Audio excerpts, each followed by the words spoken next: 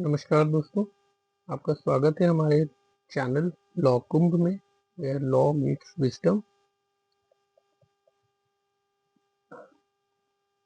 जैसा कि आप लोगों को पता ही है कि हमने एक प्रयास किया है कि स्पेशलाइज्ड फील्ड से रिलेटेड जितने भी पिछले साल 2024 में जजमेंट्स हुए हैं हाई कोर्ट या सुप्रीम कोर्ट के, उसमें मेन जजमेंट्स को हम आपके सामने लाएं और आपस में डिस्कस करें, ताकि आपका नॉलेज किसी एक पर्टिकुलर फील्ड में ना रह के वाइड स्प्रेड हो जाए, जिससे आपको नॉलेज जिसे कहते हैं कॉम्प्रिहेंसिव नॉलेज मिले, एक बर्ड साइज व्यू मिले, एक गरुड़ दृष्टि मिले पूरे लीगल सिनेरियो पे। तो इसी कड़ी में आज हम जिसको डिस्कस करने आए हैं, 2024 में सुप्रीम कोर्ट ने जितने जजमेंट्स दिए हैं यूएपीए एक्ट से related, unlawful activity prevention act से रिलेटेड, उन जजमेंट्स को हम लोग डिस्कस करेंगे। हम बहुत शॉर्ट में डिस्कस करेंगे इसे, 15-20 मिनट में आपको एक व्यू देंगे जिससे आपको पता लगे कि इस पर्टिकुलर फील्ड में लॉ कैसे प्रोग्रेस हो रहा है और सुप्रीम कोर्ट का व्यू कैसे इवॉल्व हो रहा है। तो चलिए हम लोग आगे बढ़ते हैं। जो पहला जजमेंट हम लोग डिस्कस करने जा रहे हैं, that judgment is Athar Parvez versus Union of India. ये सुप्रीम कोर्ट का जजमेंट है और in this case the Supreme Court has given bail to the appellant whose bail has been denied by the High Court, जो 2 साल से custody में था और ट्रायल शुरू नहीं हुआ था। अब मैं आपको बता दूं आपको कि ट्रायल का मतलब होता है कि अभी चार्ज फ्रेम नहीं हुए हैं। तो अगर ऑफेंस आपने एफआईआर लिख ली है और इन्वेस्टिगेशन पूरी हो गई है लेकिन चार्ज नहीं फ्रेम किया है, 2 साल हो गए, तो कोई अगर बिना मतलब के जेल में है तो उसको बेल देना तो बनता है, because there is inordinate delay. अगर ट्रायल डिले होता है तो और अक्यूज जेल में है तो उसका आर्टिकल 21 का राइट टू वायलेट हो रहा है। तो इसीलिए the Supreme Court has granted bail to that this person Athar Parvez. The next judgment in this on this subject is State of Punjab versus Sukhwinder Singh. This is judgment is also of Supreme Court. इस इस case में supreme Court ने default bell high Court ने दी। Default bell मैं आपको बता दूं कि अगर मान लीजिए एफआईआर लॉन्च होती है और इन्वेस्टिगेशन और अक्यूज्ड अरेस्ट हो जाता है, लेकिन अगर सर्टेन पीरियड ऑफ टाइम में चार्जशीट नहीं फाइल होती है तो अक्यूज्ड को ऑटोमेटिकली रिलीज करना होगा। इस केस में हाई कोर्ट ने बेल दे दी थी, लेकिन सुप्रीम कोर्ट ने हाई कोर्ट का ऑर्डर, बेल देने का ऑर्डर को सेट असाइड कर दिया, which was saying that the right to default bail under section 167 CRP is extinguished once the charge sheet is filed.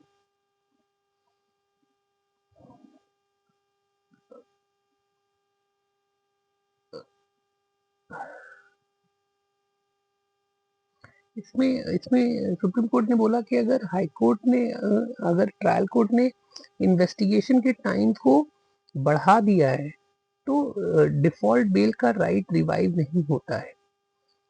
तो this judgment is also in my view is very regressive judgment. देखिए, bail के law को बहुत ही liberally interpret करना चाहिए। अगर आप किसी को जेल में रख रहे हो और उसको बेल भी नहीं दे रहे हो और जो लॉ के प्रोविजन है उसको आप, या तो आप ट्रायल बहुत तेजी से चलाओ, और अगर आपके प्रोसिक्यूटर इनकॉम्पिटेंट है, जेल से इनकॉम्पिटेंट है, तो अक्यूज्ड को जेल में रख के ना सैडिस्टिक प्लेजर लेने की जरूरत नहीं है। पर भारत में यही हो रहा है, केस पे कोई ध्यान नहीं दे रहा है, मेन ट्रायल पे नहीं ध्यान दे रहा है। इन्वेस्टिगेशन के दौरान ट्रायल से पहले जेल में रखने में सबको बड़ा मजा आता है।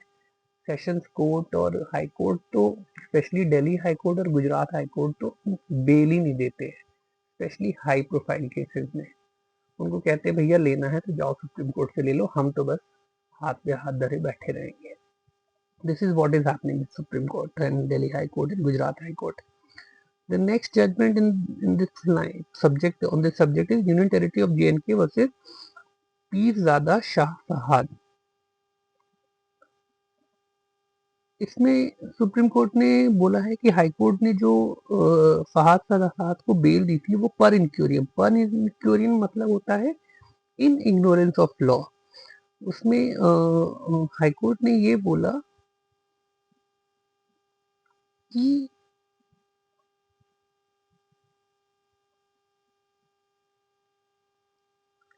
clear and present danger doctrine is not applicable in India. But the Supreme Court has said that this doctrine is not applicable to in India. But supreme Court ने अल्टीमेटली बेल जो ग्रांट की थी उसे deny भी नहीं किया, उसे set aside भी नहीं किया। बट उन्होंने ये बोला दिस, ये आप इसे नोट करें क्योंकि ये बहुत आपको, अगर लॉ स्टूडेंट तो इसे नोट करें, क्लियर एंड प्रेजेंट डेंजर। जैसे कोई highly terror high profile criminal है तो अगर उसको उसके नाम से ही एपरेंट डेंजर है और कंटिन्यूस डेंजर है तो उसे बेल नहीं दी जा सकती। बट सुप्रीम कोर्ट ने बोला this doctrine is not applicable to India. So High Court has wrongly applied this principle. The next judgment we will going to discuss is V. Senthil Balaji versus deputy director. ये judgement काफी celebrated judgement है। We Senthil Balaji Tamil Nadu के minister रहे हैं। इसमें supreme Court ने ये बोला कि जो यूएपीए, पीएमएलए, एनडीपीएस के जो स्ट्रिंजेंट प्रोविजंस हैं वो इसलिए नहीं, बेल के लिए स्ट्रिंजेंट प्रोविजन उसको अक्यूज को जेल में रखने के लिए हमेशा नहीं यूज किया जा सकता है। ट्रायल भी नहीं शुरू करोगे और बेल भी नहीं दोगे और उसके बाद बोलोगे कि ये बहुत स्ट्रिक्ट स्टैट्यूट है, तो दिस वोंट इम्प्रेस द जजेस।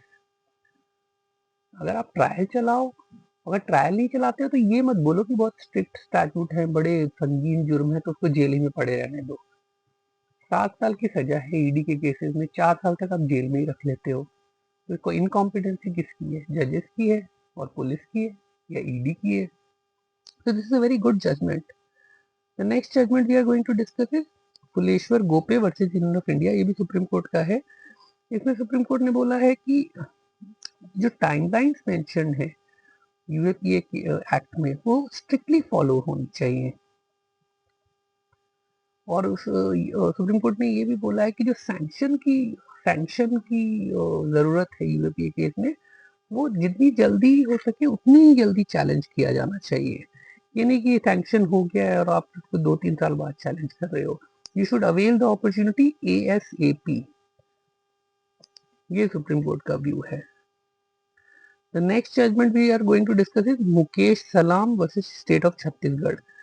इसमें सुप्रीम कोर्ट ने बेल दे दी एक पिटिशनर को जो 2020 से जेल में था और ट्रायल होने जल्दी नहीं हो पाता। ट्रायल क्यों नहीं जल्दी हो पाता? क्योंकि विटनेसेस इतने सारे रहते हैं और इतने संगीन जुर्म में, कभी जज छुट्टी पे, कभी प्रोसिक्यूटर छुट्टी पे, कभी अक्यूज के लॉयर छुट्टी पे, तो ट्रायल जल्दी नहीं खत्म हो पाएगा। तो सुप्रीम कोर्ट ने बोला भैया बेल दो, मुकदमा तो जब तक चलेगा चलेगा, तो आदमी को हमेशा जेल में कोई नहीं रख सकते हैं।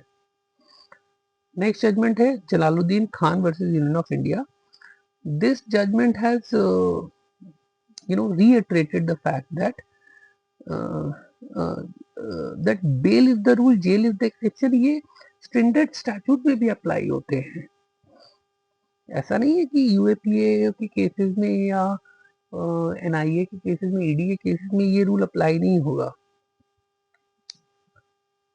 इसमें सुप्रीम कोर्ट ने ये भी बोला कि चार्जशीट प्राइमा फेसाई गिल्ट नहीं शो कर रही थी एक्यूज्ड का, इसलिए उनको बेल दे दी गई। The next judgment we are going to discuss is Sheikh Javed Iqbal versus State of UP. उसमें सुप्रीम कोर्ट ने बोला कि कॉन्स्टिट्यूशनल कोर्ट, वैसे तो सारी कोर्ट कॉन्स्टिट्यूशनली कोर्ट होती है, लेकिन somebody who the court which are being discussed in the constitution like high court and supreme court, उनको आप ये नहीं बोल सकते कि अगर अक्यूज अंडर ट्रायल को बेल दे दी जाएगी तो कि कॉन्स्टिट्यूशनल कोर्ट रेस्ट्रेन की जाएंगी अक्यूज को बेल देने में under article 21। No, you can not say that. Constitutional court bail दे सकती है while upholding the rights under article 21। और एक एक जो जजमेंट बहुत ये जजमेंट आप जैसे कहते हैं ना कि एक एडीएम जबलपुर जैसे भारत का काला अध्याय था ना, वैसे एक जजमेंट और आप नोट कर लीजिए, एनआईए वर्सेस जहीर अहमद अली शाह वताली। वताली जजमेंट जिसे कहते हैं काला अध्याय है भारत की सुप्रीम कोर्ट का। ये जस्टिस खानविलकर ने जजमेंट दिया था। ये जजमेंट की चारों तरफ बुराई होती है। I don't know, nobody is setting aside this judgment. तो उन्होंने ये बोला है कि वताली जजमेंट प्रेसिडेंट के लिए नहीं, एज अ प्रेसिडेंट नहीं यूज किया जा सकता यूएपीए केसेस में बेल डिलाई करने के लिए। Article 21 is the mother of every law. So Article 21 has to prevail. Article 21 is for everyone. The next judgment is Javed Ghulam Abhishek versus State of Maharashtra. इसमें भी Supreme Court ने in fact NIO को जिसे कहते हैं ना फटकार लगाई है। एक तो आप ट्रायल नहीं शुरू कर रहे हो, ऊपर से बेल भी नहीं देने दे रहे हो। ट्रायल जल्दी शुरू करो कि उसका स्पीडी ट्रायल का उसका राइट है। Next judgment now we are going to discuss Union of India versus Barkatullah. इसमें स्ट्रेंजली सुप्रीम कोर्ट ने हाई कोर्ट के बेल देने वाले ऑर्डर को सेट असाइड कर दिया and High Court Supreme Court ने ये भी फाइंडिंग दी कि प्राइमा फेसाई जो एलिगेशन थे अक्यूज के लिए वो सही थे, इसलिए बेल नहीं दी जा सकती यूएपीए केसेस में। The next judgment is Prabir Purkayastha versus state. ये जजमेंट आप मैं लॉ स्टूडेंट्स को, लॉयर्स को मैं ये जजमेंट बहुत ही प्यारा, बहुत ही जिसे कहते हैं ना कि फियरलेस जजमेंट, ये जस्टिस गवई ने लिखा है। इसमें दिल्ली हाई कोर्ट के पास एक बहुत बड़ा मौका था अपने आप को फियरलेस कोर्ट साबित करने का। इसमें जस्टिस तुषार राव गदेला थे हाई कोर्ट में। इसमें सारे पिटिशनर्स ने अपने अरेस्ट को चैलेंज किया था कि आपने तो रीजन तो दिए ही नहीं। और उस समय इन्होंने पंकज बंसल एक जजमेंट है सुप्रीम कोर्ट का, उसमें रिलाई किया गया जिसमें था कि ईडी केसेस में ग्राउंड ऑफ अरेस्ट देना जरूरी है। तो इन्होंने ये बोला कि ईडी केसेस में जरूरी है तो यूएपीए केसेस में भी जरूरी है। इसमें प्रवीर पुरकायस्था पे यूएपीए में केस लगा था, तो उन्होंने बोला ग्राउंड ऑफ अरेस्ट तो दिए ही नहीं है। तो दिल्ली हाई कोर्ट ने बिल्कुल बेकार जजमेंट जिसे कहते हैं रिग्रेसिव जजमेंट, बहुत लंबा जजमेंट 100 पन्नों का जजमेंट दे दिया कि नहीं ये ना पंकज बंसल का जजमेंट सिर्फ ईडी केसेस में एप्लीकेबल है, यूएपीए में नहीं एप्लीकेबल है। तो जस्टिस गवई ने अपने जजमेंट में बोला कि क्या जो लॉ है वो एक में सब में एडमिट है, जहाँ पे आर्टिकल 21 इन्वॉल्व है, तो आप इतना रिग्रेसिव व्यू कैसे ले सकते हो। ग्राउंड ऑफ अरेस्ट आपको यूएपीए केसेस में भी देना है, आपने नहीं दिया था तो अरेस्ट इलीगल है। तो अरेस्ट इलीगल डिक्लेयर करते हुए आप सुप्रीम कोर्ट ने बोला इनको रिलीज करो। इसमें मिस्टर कपिल सिब्बल ने आर्ग्यू किया था प्रबीर पुरकायस्था के लिए। तो ये है। The next judgment we are going to discuss is state of Bengal versus Jayita Das. इसमें सुप्रीम कोर्ट ने ये बोला था कि जब देखिए ये सब केसेस ना स्पेशल कोर्ट ट्राई करती है। स्पेशल कोर्ट में कुछ ऐसा चाम तारे नहीं लगे रहते, लेकिन एक सेशंस कोर्ट को ही डेजिग्नेशन दे दिया जाता है, ये वो पर्टिकुलर केस ट्राई करेंगे, ईडी के केसेस, एससी एसटी के केसेस या यूएपीए के केसेस। तो इसमें सुप्रीम कोर्ट ने बोला अगर कहीं पे स्पेशल कोर्ट नहीं बनी है तो city sessions court UAPA cases try कर सकती है। और कोर्ट ने ये भी बोला कि ज्यूरिसडिक्शनल जो मैजिस्ट्रेट होता है वो रिमांड दे सकता है as per 167(2) of CrPC, authorise उतना रिमांड को ऑथराइज कर सकता है। Now we go to the next judgment which is Shoma Kanti Sen versus State of Maharashtra. इसमें भी सुप्रीम कोर्ट ने बेल दे दिया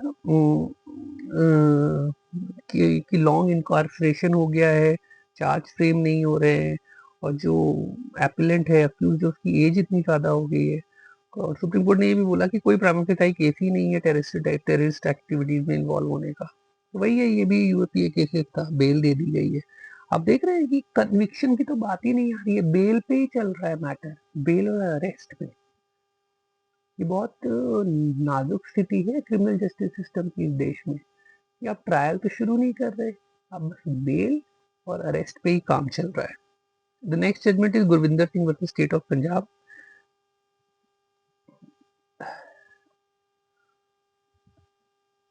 इसमें इसमें भी ये थोड़ा सा मैं वही बोलूंगा, रिग्रेसिव जजमेंट है। इसमें सुप्रीम कोर्ट ने बोला कि bail is the rule, jail is the exception. ये यूएपी के केसेस में अप्लाई नहीं होता है। और कोर्ट ने ये भी बोला कि जो एक्यूजेशन है वो प्राइमा फेसाई ट्रू है, इसलिए बेल रिजेक्ट कर दी। द नेक्स्ट जजमेंट इज मजार खान वर्सेस एनआईए। इसमें सुप्रीम कोर्ट ने बेल एप्लीकेशन डिसमिस कर दी कि अक्यूज जो है वो थ्रेशोल्ड नहीं पार कर पाया बेल का, यानी प्राइमा फेसाई वो ये नहीं प्रूव कर गया पाया कि वो गिल्टी नहीं है। और वही जो खानविलकर साहब का जजमेंट है, बताली जजमेंट को रिलाई करते हुए उसे बेल डिसमिस कर दी, बेल एप्लीकेशन डिसमिस कर दी। The next judgment is state of NCT versus Rajkumar alias Lovely. और इसमें भी सुप्रीम कोर्ट ने बोला कि टेररिज्म के केसेस को लाइटली नहीं लिया जा सकता और बेल इसमें नहीं दी जा सकती है। देखिए दोस्तों, ये जितने भी हम लोग जजमेंट डिस्कस कर रहे हैं, ये ना फैक्ट्स ऑफ द केस पे डिपेंड करते हैं। ये कोई मैथमेटिकल फॉर्मूला नहीं होता कोर्ट ऑफ लॉ में कि 1+1=2 होगा। बहुत चीजें डिपेंड करता है, आपके पास जजेस कौन है, लॉयर कौन आर्ग्यू कर रहा है, अक्यूज्ड कौन है, हिंदू मुस्लिम भी वो रहता है, सिख है, किसी ऑर्गेनाइजेशन से है, ये है, बहुत सी चीजें डिपेंड करती है। हम लोग इन सब चीजों को डिस्कस करते हैं ना, तो आपका एक माइंड फॉर्मुलेट होता है, आप चीजों को कॉन्सेप्ट को क्रिस्टलाइज कर पाते हो, और अपने नॉर्मल के केसेस में या अपनी अपनी लीगल जर्नी में, आप अपने आंसर राइटिंग में, अगर आप स्टूडेंट हो या आप लॉयर हो तो अपनी ड्राफ्टिंग में या अपने आर्ग्यूमेंट में ये सब चीज़ों को आप हैंडी रख सकते हो और कोर्ट के सामने पेश कर सकते हो। देखिए, चाहे लॉयर हो, चाहे स्टूडेंट हो, चाहे जजेस हो, रेगुलर पढ़ाई कोई नहीं करता। लेकिन अगर बहुतों को पढ़ाई करने का शौक नहीं है लेकिन सुनने का शौक है, तो अगर इस तरह के यूट्यूब वीडियो से अगर आपके नॉलेज में इजाफा होता है तो इसमें बुराई क्या है। कोई पढ़ता है, कोई सुनता है, कोई लिखता है, तो जो भी आपको अच्छा लगे, आपको अपनी एफिशिएंसी बढ़ानी है, अपने नॉलेज को बढ़ाना है, आप किसी भी तरीके से बढ़ा सकते हैं। अगर टेक्नोलॉजी आपकी हेल्प कर रही है नॉलेज बढ़ाने में, यूट्यूब वीडियोस हेल्प कर रहे हैं, तो आपको बढ़ाने में कोई इससे परहेज भी नहीं होना चाहिए। You should not be ashamed to increase your knowledge. तो इन्हीं बातों के साथ मैं इस वीडियो को समाप्त करता हूँ। मैं आपसे उम्मीद करूंगा कि आप इसे प्रोत्साहन देंगे, अपने अपने कमेंट्स देंगे, और इस चैनल को law Kumbh where law meets system को आगे बढ़ाने में हमारी मदद करेंगे। बहुत बहुत धन्यवाद। Thank you.